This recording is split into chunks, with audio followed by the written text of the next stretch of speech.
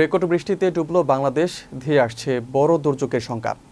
আকাশ ভাঙা টানা বৃষ্টিতে ডুবছে ঢাকা, আর সেই জলমগ্নতার আড়ালেই ধেয়ে আসছে এক বড় ধরনের কাঠামোগত দুর্যোগের কালো মেঘ।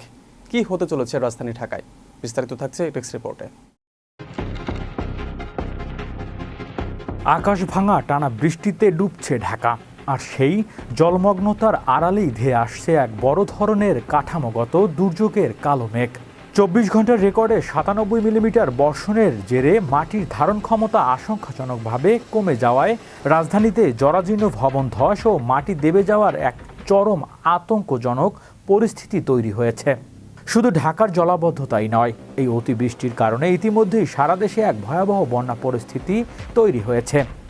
ইতিমধ্যে দেশের দক্ষিণ পূর্বাঞ্চলে 7টি জেলায় মারাত্মকভাবে বন্যা কবলিত হয়ে পড়েছে, যার মধ্যে বান্দরবান ও কক্সবাজারের পরিস্থিতি সবচেয়ে ভয়াবহ।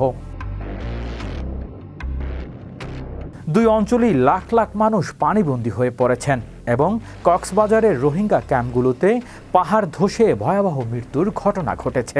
কিন্তু এই নজিরবিহীন ও ভয়াবহ পরিস্থিতির নেপথ্যেই আবহাওয়াবিদদের মতে বঙ্গোপসাগরে সুস্পষ্ট গভীর নিম্নচাপ ও সক্রিয় মৌসুমী বায়ুর যৌথ প্রভাবেই এই মেঘভাঙা বৃষ্টি হচ্ছে, যা দেশের দক্ষিণ পূর্বাঞ্চলকে প্লাবিত করার পাশাপাশি খোদ রাজধানী ঢাকাকেও খাদের কিনারায় দাঁড় করিয়েছে। নগর ও জলবায়ু বিশেষজ্ঞরা সতর্ক করেছে, এই বৃষ্টির ফলে রাজধানীতে এক অপূরণীয় ক্ষয়ক্ষতির আশঙ্কা তৈরি হয়েছে। মাটির নিচে অতিরিক্ত পানি জমে যাওয়ায় ঢাকার বিভিন্ন এলাকায় পিচ ঢালা রাস্তা ফেটে মাটি ধসে যাচ্ছে এবং বিপজ্জনকভাবে নলকূপের মতো গভীর গর্তের সৃষ্টি হচ্ছে।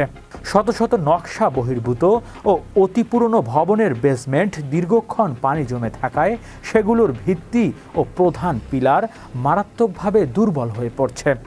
ফলে যে কোনো মুহূর্তেই ভবন ধস, নিচতলা প্লাবিত হয়ে মালামাল নষ্ট হওয়া, আন্ডারগ্রাউন্ড কেবল ভিজে দীর্ঘমেয়াদী বিদ্যুৎ বিপর্যয় এবং ড্রেনের নোংরা পানি মিশে সুপেয় পানির তীব্র সংকট ও পানিবাহিত রোগের মতো ভয়াবহ বিপর্যয় ঘটতে পারে ঢাকার বুকে। আবহাওয়া দপ্তরের পূর্বাভাস অনুযায়ী এই দুর্যোগপূর্ণ আবহাওয়া ও অতি ভারী বৃষ্টি আরও অনবরত দুদিন স্থায়ী হতে পারে। ফলে সামনের রাজধানীর ক্ষয়ক্ষতির মাত্রা ও ঢাকার বাইরের বন্যা পরিস্থিতি আরও অবনতি হওয়ার আশঙ্কায় নির্ঘুম রাত কাটাচ্ছে বহু সাধারণ মানুষ।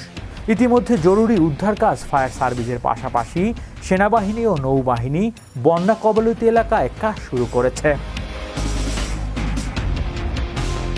হৃদয় আশিস, বিশ্ব বাংলা 24 নিউজ ডেস্ক।